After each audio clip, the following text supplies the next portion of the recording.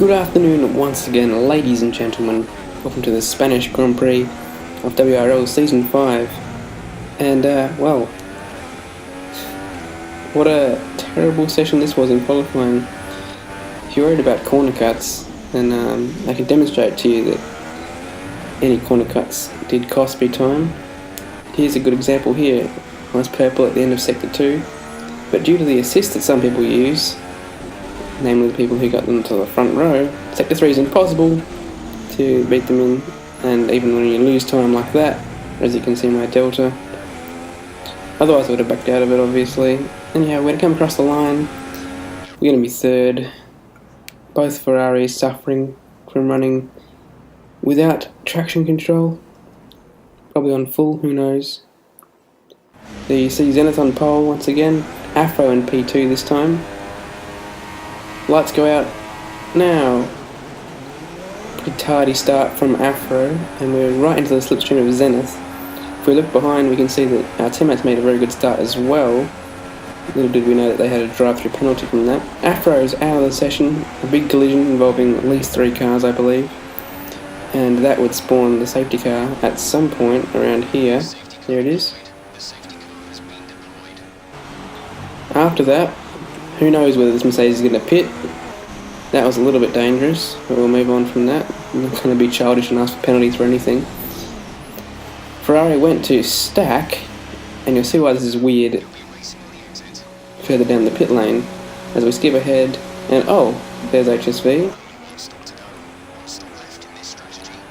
Some very strange stacking, non-stacking glitch there.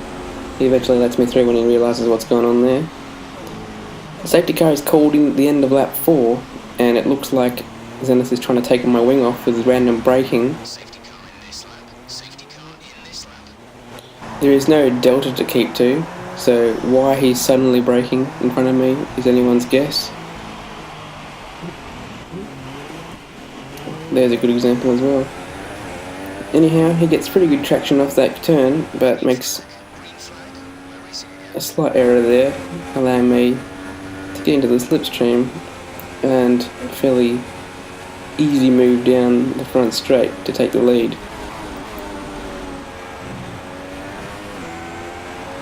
Of course, we're on the medium tyre and 2 cars behind are on the hard tyre, so we'll be going not quite as far as they go. A little bit of defending is required, although the nature of the track is that there's not many opportunities to pass. I got a little bit wide here, and I could have cut Zenith off, but I leave some space on the inside. Space isn't something he likes to leave though, as he forces me out wide with enough contact to push me wide again, and goes through.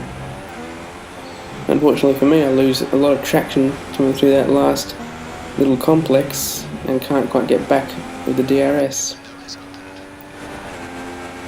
We start going a little bit faster, and now note this, we have the hard tyre selected at the start of the lap.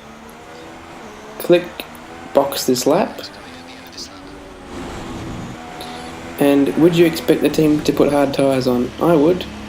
So why are they putting soft tyres on? Anyhow, our race is screwed from this point. We're even 7 seconds behind P2, so that's going to be the damage limitation, trying to grab those extra 3 points. We grab some fastest laps on the way to catching P2. Obviously, we should be catching P2 given the compound difference of two compounds effectively. And DRS allows us to get down the inside of Cena, who's again doing very well in P3. Obviously, we undercut our way into the lead, but we have to do another pit stop, undergo another set of mediums, and that's really it. Screwed over by the team, by the game, whatever you want to call it, and 3 points, 14-point swing to Zenith compared to what should have happened. Could have been worse though, so we'll take it. See you guys next time in 1 week in Monaco.